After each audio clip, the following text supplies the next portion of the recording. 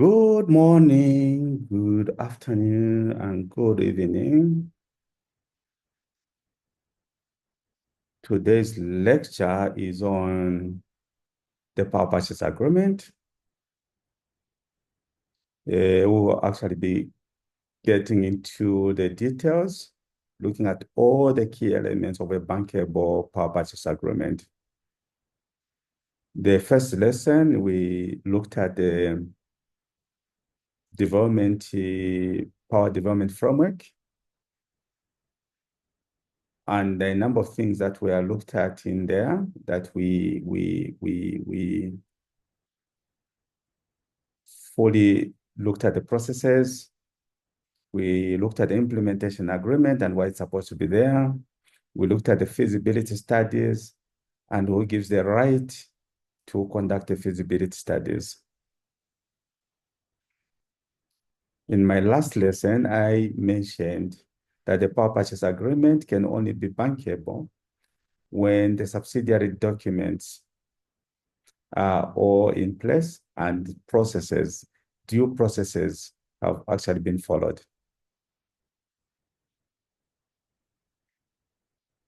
So the power purchase agreement is basically an agreement or a contract between the one that is actually providing power and the one that needs that power.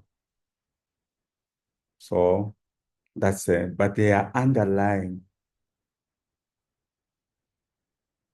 elements that have to be looked at or considered for the document to become bankable. So we'll look at introduction to power purchase agreements, the 9 key elements of a power purchase agreement, and we'll then conclude. So what is a power purchase agreement? By definition, this is a long-term contract for purchasing electricity between a power producer, who is the seller, and a power purchaser, who is a buyer. Let's show you this. So in this case, here the energy buyer would be, for example, ZESCO.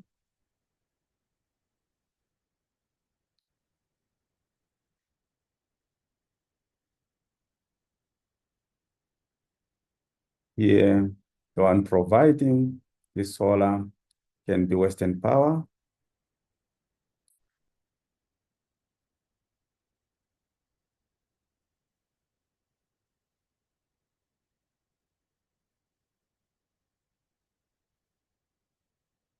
So this agreement,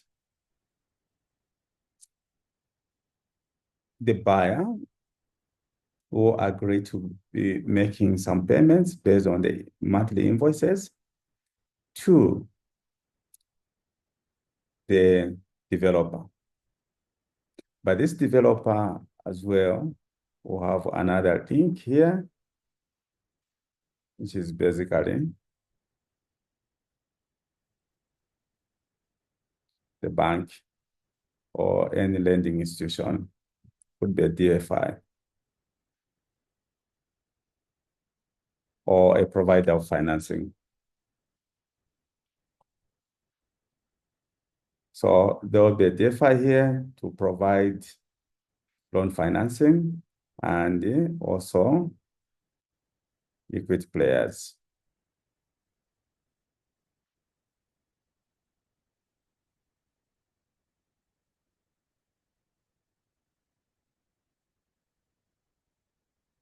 So usually what happens on these agreements is that the power developer will demand in the agreement on the PPA, will demand some form of security, payment security, or revenue enhancement mechanism that assures the lending institutions. This could be KfW, FMO, Propaco, DBSA, African Development Bank.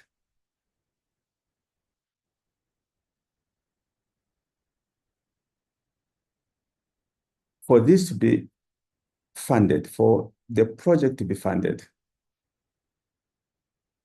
it will actually need the providers of financing to have some formal levels of assurance. And this is where also risk management and risk allocation is very, very important.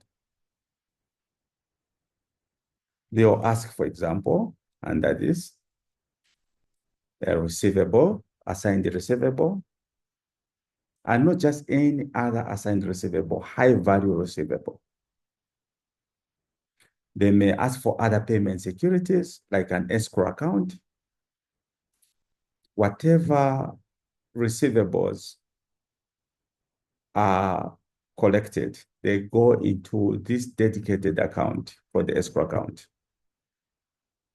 They may require a debt service reserve account, usually 6 months of receivables. So all these other elements, they will need to be in the power purchase agreement to assure bankability or some levels of bankability. But like I said, the power purchase agreement is not going to be bankable unless the subsidiary documents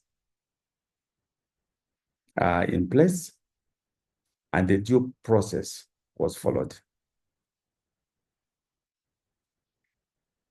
Okay.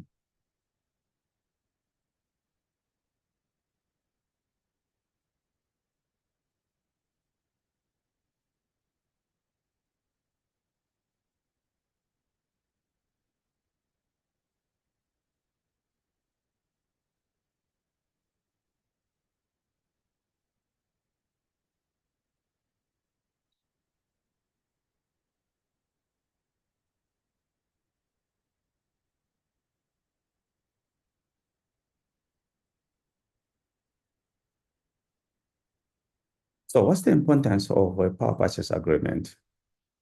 One, financial stability for energy projects. They secure long-term revenue for power producers. And this is why they are usually long, 10 to 25 years. Is only the basis that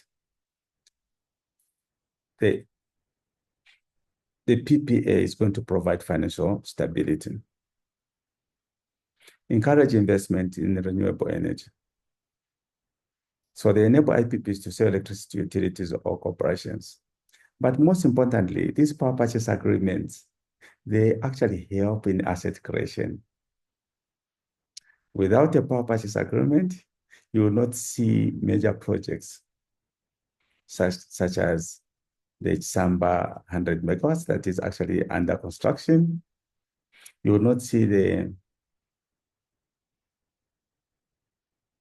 ITPC project. You will not see Mamba projects for the Thermo 300 phase 1 and the other phase 300 for phase 2. There must be a power purchase agreement. So there must be someone willing to buy your product. So among all the valid and important points that makes a PPA important is that the PPA is a conveyance belt for asset creation. Remember, I did actually mention in my last lesson that these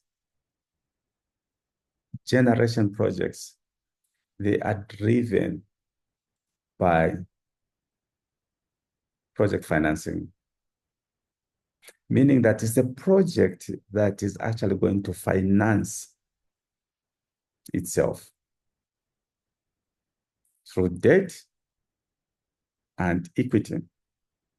So the providers of financing, they need some levels of comfort. And usually the capital structure is 70 debt, 70% debt, 30% equity. The higher you have a a highly leveraged capital structure.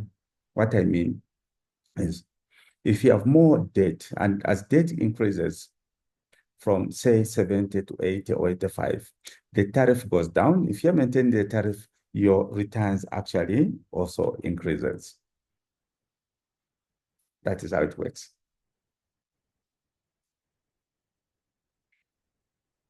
So in the power purchase agreement, you'd find an element for definitions and interpretations. Here it will define all the key words or terms that are actually predominantly used in the power purchase agreement. For example, definition of force majeure to state any event beyond the control of the parties that prevents or delays performance, including natural disasters, war, etc.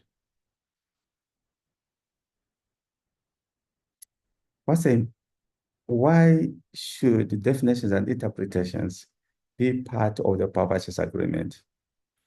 One, it helps to prevent disputes. Secondly, it actually ensures common understanding among parties so that you don't come up with your own hooked interpretation or key terms that have been used that have a fundamental bearing in how the agreement is supposed to be viewed or respected. Those words or terms must be defined. There must be clarity. For example, you are a utility company, electricity utility company, and you are selling power outside the country. And in your force majeure, you do not include hydrological risk as part of force majeure. Even when your nation is faced with serious power shortages due to hydrological challenges, it will be very difficult for you to actually enforce a force majeure clause to stop supplying to country X or to company A of country X.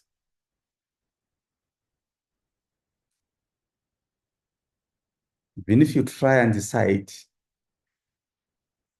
that this is a force majeure issue and will restrict the supply,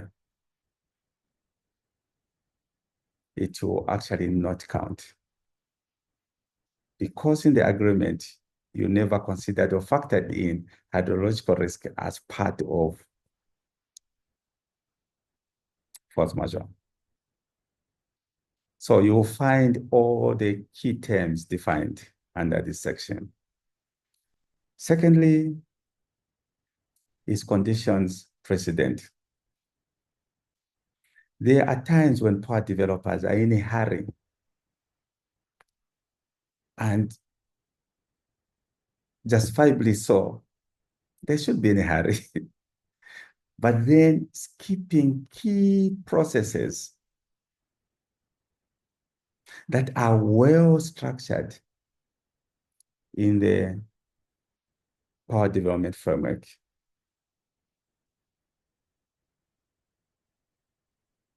Such as no feasibility studies, never gotten rights to conduct feasibility studies, never conducted any feasibility studies, no implementation agreement, no grid impact study,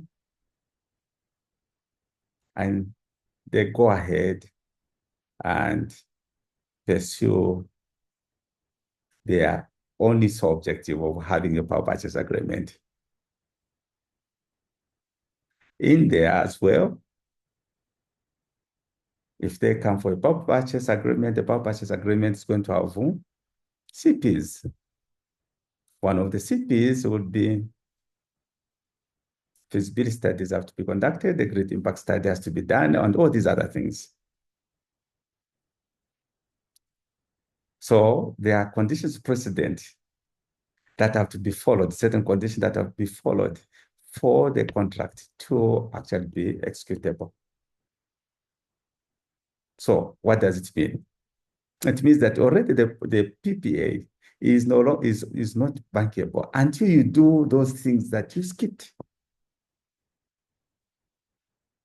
Yes, you may go out there, socialize it to lenders or providers of financing, but it should not be bankable. So, example here, listing of required approvals, seller shall obtain all necessary permits, including environmental clearances and grid connection agreements. What's the importance of having this element in a power purchase agreement?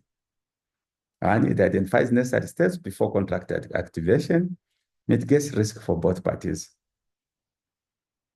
It's a very beautiful element to have in a power purchase agreement. Again, I appeal to power developers out there or would-be power developers that just follow the process as is. The power purchase agreement must not be an end in itself. It must come in after all the other important elements as defined, as explained in my last lesson, when I dedicated my time to explain what this power development framework is and the processes to follow thereof.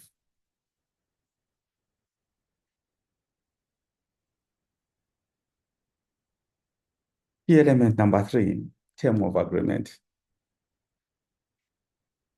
Again, this one is very important. For example, if we come for a power purchase agreement, you are investing over $100 million for a 100 megawatts solar plant, and the off-taker gives you 5 years.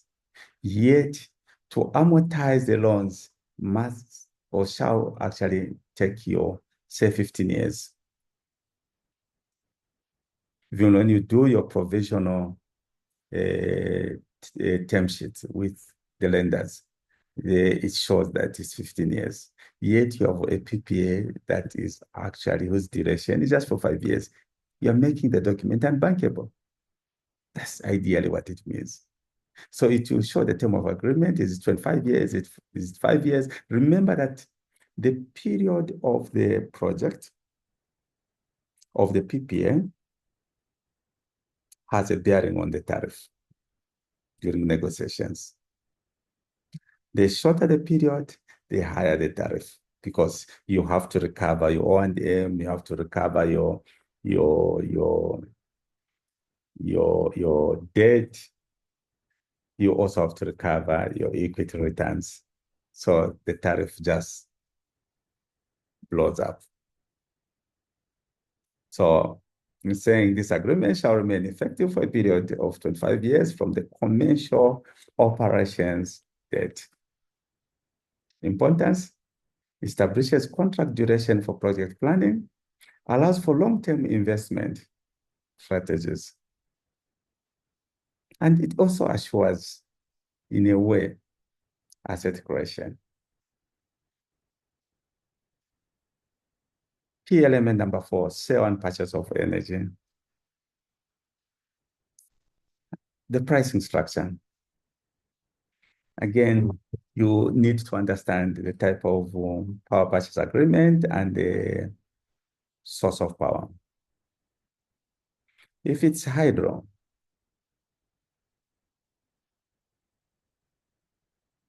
you may see a two-tiered tariff structure: capacity and energy. Capacity usually Not usually. Capacity is meant to cover the fixed costs of the project. These would be loan, capital recovery for your capex, because you find that loans are fixed. So even a component of your maintenance that is fixed, like when you're having your major maintenance, which obviously is funded by an MMRA, a major maintenance reserve account. And usually it's about 70-30. So you find that 70% of your costs are fixed. And those are the ones that will be used to compute the capacity charge, which should be just a KW or KVA. Whereas, and component that is variable or actually use energy.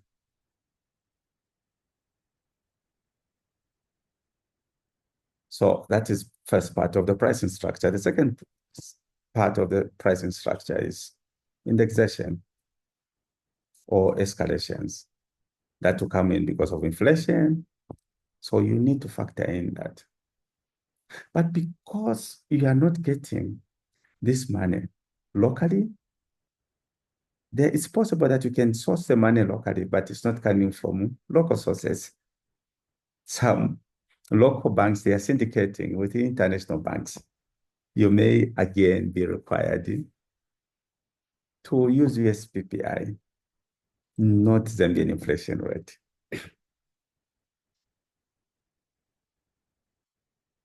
One would actually ask, why are the PPAs predominantly dollar-based? It is because of the providers of financing in creating those assets are sourcing this money outside the country. The equipment used, greater portion of the costs actually incurred at developing the asset are not Zambian. So you find maybe a smaller portion, sometimes just about 10% of the total cost that will actually be a natural kwacha based. Obviously, these will be salaries. So the sale and purchase of energy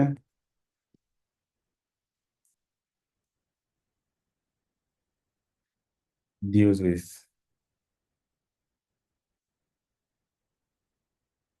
issues of pricing structure. And the pricing is craftily done that it should actually cover the elements of the O&M, elements of debt, and element of key equity, plus returns. So you need to understand that it is very important. And there are certain metrics that you have to follow and align to. For example, the debt service coverage ratio is not supposed to be less than 1.2, and I'll be explaining these things. Your equity internal rate of return, which is basically equity returns for solar projects, about 12 to 14%. For hydro, 16 to 18% because of the risk levels. It is the risks associated in building or constructing a hydro project are much higher than solar. Therefore, even the risk appetite is different. Metering. Metering is more or less like an eye that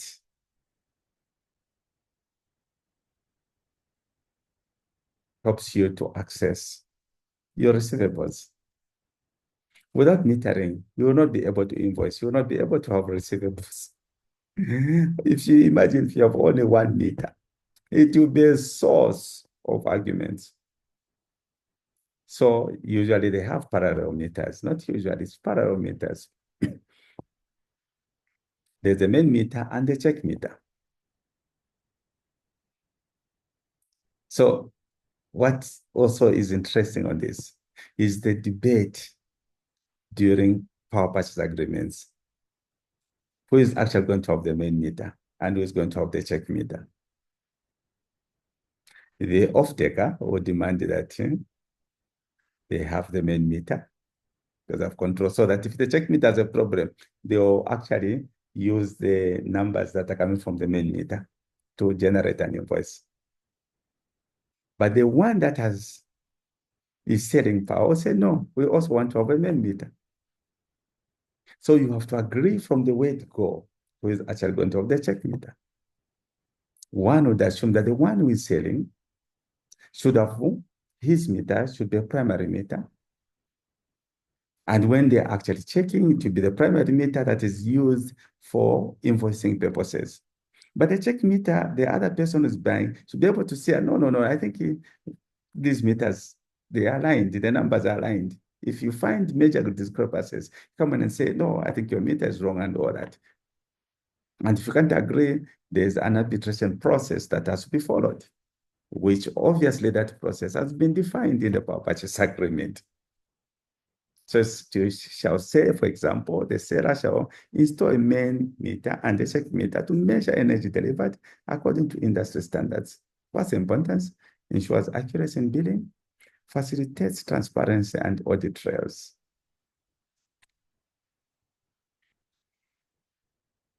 Key element number 6, payment and compensation.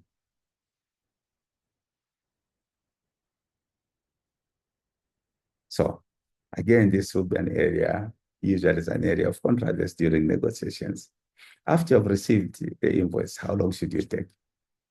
Others will say, after 5 days, we should be able to receive the payment. The 30 days is an overkill, but what I've seen in most of these power purchase agreements that have been executed and gone to COD or gone to commercial operation is 15 days. So after you've received the invoice, 15 days after, you should be able, within 15 days, you should be able to make a payment. What's the importance of this? Clear payment terms to enhance cash flow management and also planning, reduces conflicts over payment timings.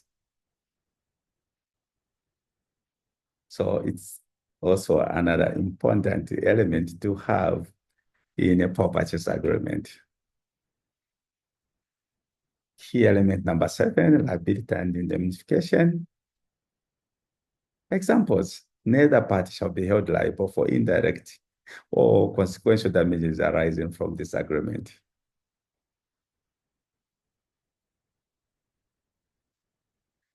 If I'm renting a house and there was a heavy downpour, and that heavy downpour has influenced somehow in weakening the structure, there is no way my landlord should come to me and say, you have to renovate, repair, or strengthen the structure of this building, unless I agreed under elements 7.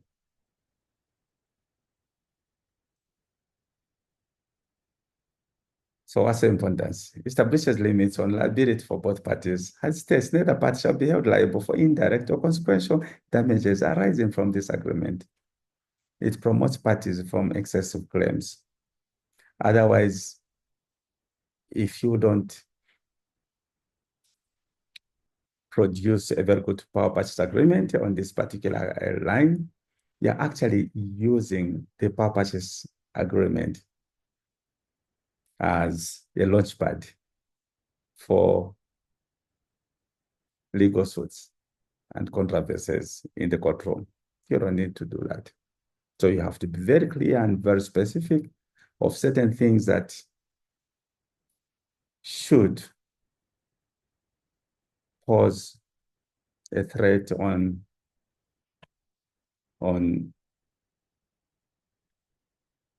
excessive claims.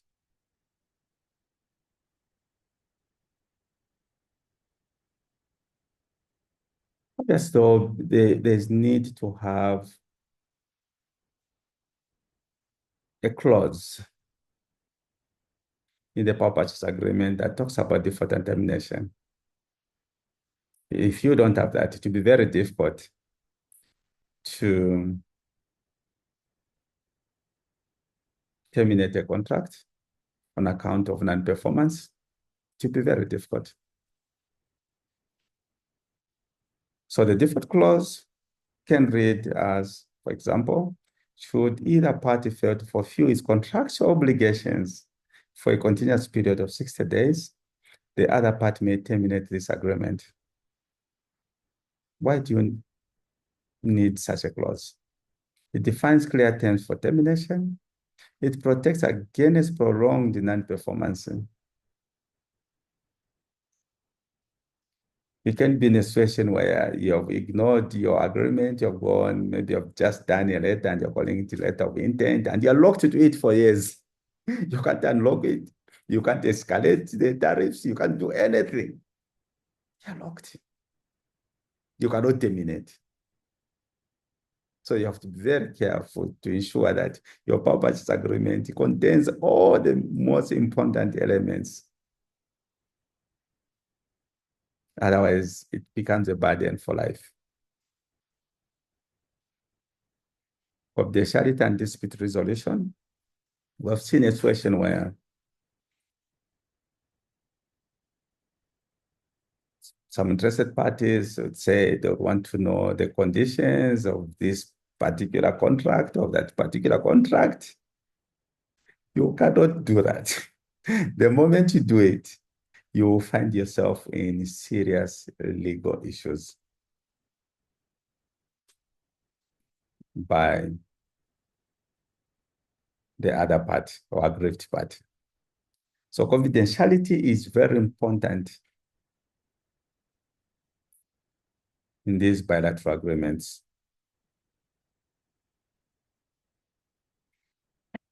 For example, on confidentiality agreement, both parties agree to keep commercially sensitive information confidential and shall not disclose it to third parties without prior consent. You have to write to the other party that I'm seeking approval. I'm seeking for approval to relay this information on tariffs or whatever it is to company B or person Z. If we don't receive that consent, you have no mandate to actually give that information to anyone.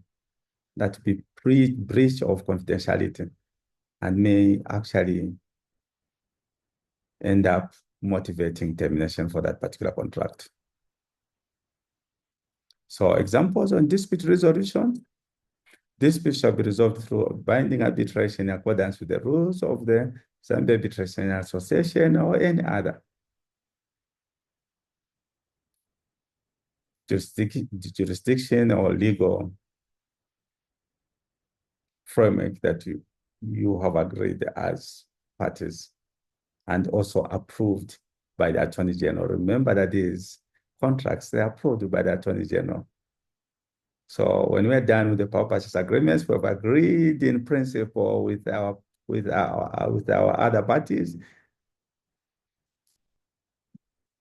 National utility, being the people's company, has to submit the agreements to the Energy Regulation Board and the Attorney General for consent.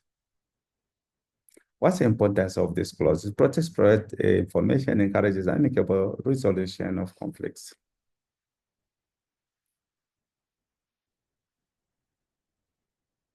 So in summary, what did we look at? The importance of PPAs, the key elements of PPAs. We looked at all the nine. Any questions? I'll end here and thank you. Thank you so, so much.